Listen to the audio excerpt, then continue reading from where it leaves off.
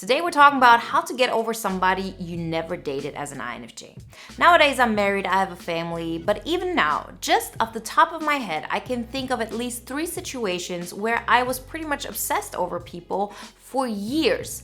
And all of those situations involved me wanting to be in a relationship with that person and the other person didn't want to have anything to do with me.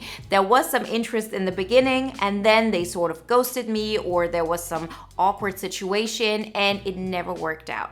And you might think, okay, this is a one-time situation, this applied only to me. But now, since I've been doing these YouTube videos and I've been coaching INFJs for 7-8 years now, you hear this story over and over again. And so it becomes clear this is an INFJ pattern and there is a process to get out of the situation and how to get over somebody, because what other people tell you will probably not help you. We have heard all of those stories. Just let it go. Forget about it. That person doesn't have any interest. It even goes to such an extent that we're not even telling people what we're experiencing, what we're doing, how we're actually finding out about certain situations, because nobody would understand. Today, we're going to look at it from the INFJ perspective, understand what's going on in our mind, why we cannot let go so easily, and how to change that pattern so we finally find a situation that makes us feel good, where things are working out, and we then understand what actually went wrong in all the relationships before. Before we get started, remember I do have a new poster for you, the INFJ Epic Life Formula. It's the basis of the INFJ Epic Life audio guide. You find all the information in the links in the description, and the poster and the audio guide will help you to catapult your life as an INFJ to the next level. Everything you need to know you find in the links in the description. So let's start with the basics. Why are we so obsessed with people when it gets to such a place? Well, first off, we have to be aware that we're most of the time obsessed over people who we cannot have. So it is a situation where we imagine somebody could be our solution when in reality they are not. Meaning you, for example, have a crush on Pete, but in the end it's actually Adam, right? What I'm saying here is you think the person that you're thinking about is a certain type of person, and you don't actually know this about them. This is just what you think you know. This is what you think is definitely true. I know I thought that. There was nothing somebody could have said to me that would have convinced me otherwise. I knew who that person was. I knew we had a connection. I knew that things could be great for both of us if we would just find a way to be together, to build a future together, and all that entails. But the reality was the other person didn't see it this way. They didn't have the appreciation of what this union could bring. And for the longest time, I thought it was on me to making them understand, because it was so obvious that they were unlucky, that they were unhappy, and we could be their solution. We could be their savior, or we together could have such an exciting future ahead. Well, now looking back at it, I actually realized I expected too much of those people. I thought they were my solution when in the end they weren't. And it wasn't even something like I expected too much of them as in I wanted them to do X, Y, and Z. No, it was that I projected so much onto them, so much of the things that I was missing in life, that they could never fulfill them. And these projections are super scary to people. I have experienced people projecting stuff onto me. I know you as an INFJ have felt the same way as well. And you know how uncomfortable it is. You know that there is some kind of tension. You know there's maybe some truth to that. Like there is a basis on the attraction. There is a basis on the connection. But what you expect of the other person is just too much. And on the one hand, you could say it's not just a projection. It is also the fact that we are very intensely feeling our feelings and we want it all. We want all the intensity, and we feel we could fulfill so much of our void through this union, and we don't understand how others are not doing the steps to make this happen when we ourselves are so convinced of that is exactly what we both need. So even if that person would actually be able to have a future with you where you both are happy and everything is great, the intensity with which we, expect that of the other person, the fast pace that just makes us excited is too scary for other people. We have to remember we are INFJs, meaning we go deep, we go very intense in our own emotional world, and we can handle that. We are not always aware of how difficult that is for other people, and that most people will never be able to go that deeply with us as we want them to, and that it has absolutely nothing to do with you. Very often we think the reason for this is I haven't shown them enough that I cared, or I said one thing once that made them afraid, or I did something that offended them. When in the end, you're allowed to be human. Of course, you're not going to do everything right. That is not the reason why this union didn't work out, right? But because it doesn't work out, we actually get to hold on to this image of what this could be. See, if it all worked out, you would actually find out the reality of it. You would find out that's a real human being. They're probably not exactly how I thought they were.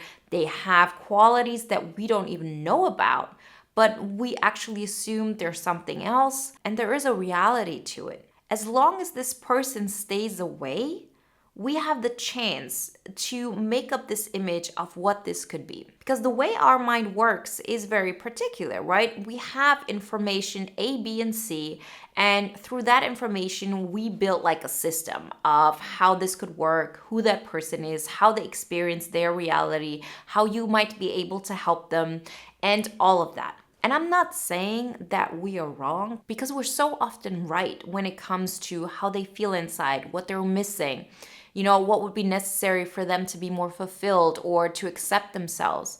But we're never going to be able to 100% grasp what is going on.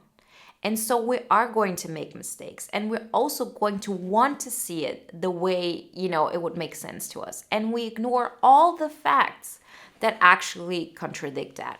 So if for months that person shows you over and over again through their behavior, no, I don't want to take this further with you. No, I don't think we have a future. No, you're just not the right person for me, psychologically speaking. We look for another reason because in our mind, we know exactly who that person is and we know exactly what they want. Now, thinking of all those situations that I went through, I know for a fact that I was wrong. I was right about a lot of things, but those little tiny aspects that actually make the biggest difference, they weren't there because I was expecting them to be something that I was supposed to be. I thought that was a person with ambition. I thought that was a person with drive, with passion, who's filled with intensity, and all they're missing is just a connection. When in the end, everything I saw about this person was a part of me. I mean, think about it. Everything that you see in another person comes through your lens. So by default, this person isn't who you think they are. We always project, not just INFJs, everybody. But in this scenario, we want them to be so much of our life because we understand that we can project all our wishes onto them. There is a possibility for it because of the distance, because of the way, how they present themselves. It just gives the perfect canvas for the projection of our dreams. And that's when we get stuck, because we feel that this is our solution. And I'm not here to tell you that this isn't the solution. It is the solution. You wouldn't be stuck on that person if it wasn't. But what is wrong is that canvas. Because what I know now for sure is that no matter how much you love that person or how big of a crush you have on that person or how much of soulmates you could be, at the end of the day, another person is never your solution. The canvas is wrong. So the point that I'm trying to make is that we as INFJs tend to be so much in our head that it becomes so easy for us to have this image of, okay, I just sit here, I just think of something, I go into my mind, I actually disconnect from reality, and I'm able to feel at peace, right? Because in my mind, it can all make sense. But the reality is, as long as this doesn't become reality, you're always going to feel like something is missing. If that wasn't the case, you would be completely satisfied with, that obsession you had in your mind. That would be all great, but it never is. We always want to find out more. We always want to understand. We always want to make it work somehow. And we're willing to go further and further into that rabbit hole that is actually not getting us anywhere closer to where we want to be. So that being said, how do we actually move on from that person?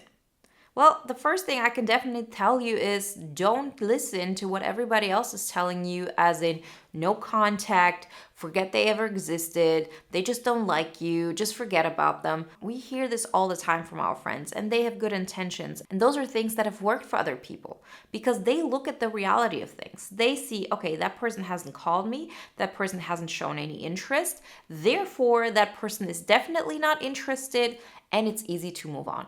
For us, it's never that easy because for us, we always read between the lines. It's never that clear cut. If it was, it would be easy for us to move on. But so, how do you move on when you're in this in between state where you're not able to move on with your life, but you're also not able to create the relationship that you're looking for? The best thing to do is to be kind to yourself and understand it's going to take some time. And that at the same time, the best way to go about this is to create that reality that you wanted with that person without them. What I mean by this is, remember how we talked about that person, that image of that person seems like the perfect canvas for our projection of what our life could be, their life, their circumstance. Do you know how often I read comments of INFJs saying, okay, I have somebody that I'm interested in, but they live in another country, they live in another city, they live on another continent. I actually did a video on something like this a while ago, and people below this video wrote, you were talking about me, you took me as an inspiration. And I was like, no, you're not going to believe how often I hear this. I was in a relationship with somebody who lived on another continent. What I mean by this is we tend to idealize situations that are outside of our reality, things that could get us outside of our life, because there it has the potential to be better. This typical thing of the grass is always greener on the other side. And for us as INFJs, it's very difficult to actually create the reality that we want in the here and now. It's not impossible, and it is actually the thing that's going to make you really happy, but it takes some practice and it takes some consistency. It's actually the basis of everything that I do. It's the basis of the audio guide, of the boot camp, right? To create the reality that you want, starting with where you are right now. Because we cannot create what we want by just dissociating from our current life and thinking of something else. This might work for other people who are in the here and now all the time, and they need to be able to distance themselves from that and imagine a life better than that so they can take the steps. For us, we do have that vision. We know where we want to go. But since we have no anchor in the current reality, we can't take the steps that will actually get us closer to that. So the next best thing is just something that could take us out of our reality and put us in somebody else's reality, and then everything would be great. It wouldn't. And there is a reason why this actually works so well in our mind. It works because it isn't real. It works because that person is at a distance. And because that person is at a distance, we can continue to live our, daydreams and our imaginations of what this could be. If that person was interested, if they were in our reality, we would actually see what they're all about, and we couldn't, just put those puzzle pieces together the way we like, because they're human and they would represent like a reality that we haven't seen before. So the way to get out of the situation is to understand that we can't go cold turkey this way. This is an obsession that you've had for a long time. It is something that made you feel good in the moment. It's an addiction, and it won't go away by you just saying, yeah, I'm just not going to engage in that. What we have to do though is to create a reality that keeps on getting better. What I mean by this is, let's imagine every single time you think of this potential relationship, you feel a high of, let's say, a 5 on a scale from 1 to 10. Or let's say even a 6, right? And our current reality is on a scale of 2. So of course, every moment you possibly can, you will go back into your mind and think of the situation that gives you like this current high of a 6, which then gets you back to reality and you understand, no, I'm not really happy. So what we have to do is we have to create a reality that is actually at a step of 7. It has to get us more excited to be in our reality, to work on our reality, to create the life that we want. And that in itself has to feel better than just daydreaming about another person. And this isn't going to happen overnight. So if you say, I cannot forget about this person, then, let that be. Allow yourself to go there.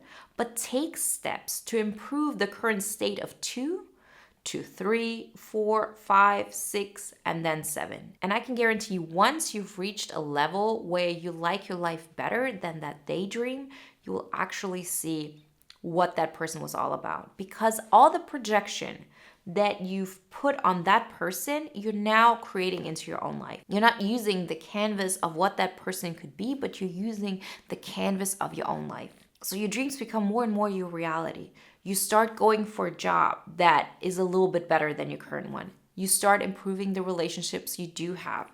You improve your living situation. And you're not looking for any shortcut that might make you feel so good. And okay, I'm currently working on improving a 2 to a 3.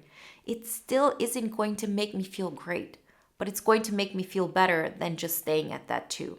Because I know just thinking about that person, it's just a temporary high and it will never make me happy. If you continue that process and you stay consistent, because you know that you cannot stay in this situation and you gotta do something to make tomorrow a little bit better than today, I promise you, it will be less and less difficult to move away from that person. It will be more and more obvious that that person wasn't who you hoped they would be. And you will actually start loving your life so much that the only people you think of are people who improve the life that you're already building. You're not looking for an escape. You're looking for somebody to add to the happiness that you're creating. Remember, if you want some more insights into how to take those steps, then check out the INFJ Epic Life Formula. The poster you can download for free is in the link in the description. And if you say, I want to take it to the next level, let's change my life, let's create the INFJ Epic Life on your terms, then get the INFJ Epic Life audio guide. All the information you find in the links in the description. And if you want to watch another video now that is in alignment with today's topic, then watch the video Why the INFJ Can't Find a Partner.